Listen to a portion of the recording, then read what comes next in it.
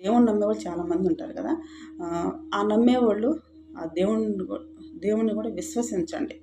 ఆయన మన వెనకున్నారు, మన లోపలున్నారు. ఆంజనేయ స్వామి ఆయన మన లోపలున్నారు అనుకుంటే కొంచెం ధైర్యం వస్తది అందరికి.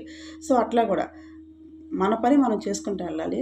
దేవుడి మీద భక్తి ఉన్నవాళ్ళు ఆయన నా వెనకున్నాడు చూసుకుంటాడనే కాన్ఫిడెన్స్ మనం ఆయన మీద పెట్టామనుకోండి హ్యాపీగా వెళ్ళొచ్చు.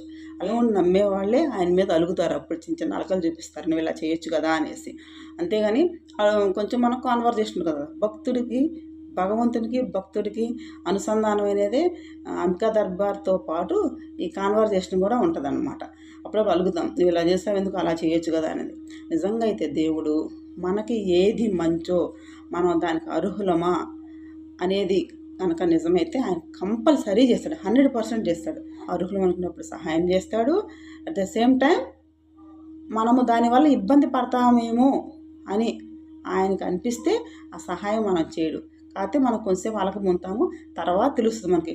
దేవుడు అలా అప్పుడు అలిగాను కానీ అలా చేయడం వల్ల నాకు ఇలా ఉన్నాను ఇప్పుడు అనేటటువంటిది మనకు తర్వాత తెలుస్తుంది కూడా. సో, అలా దేవుడి మీద కూడా కొంచెం నమ్మకం పెట్టుకొని, అంటే నమ్మకం ఉన్నవాళ్ళు నమ్మకం పెట్టుకొని మన పని మనం కాన్ఫిడెంట్‌తో అలాగే పాజిటివ్ థింకింగ్‌తో ముందుకెళ్తే కంపల్సరీ సక్సెస్ అయ్యిద్ది. అలాగే దేవుడి మీద నమ్మకం లేని వాళ్ళు దేవుడిని విమర్శించే రైట్ లేదు. దేవుడి మీద అలిగే రైట్ లేదు. That two in public place.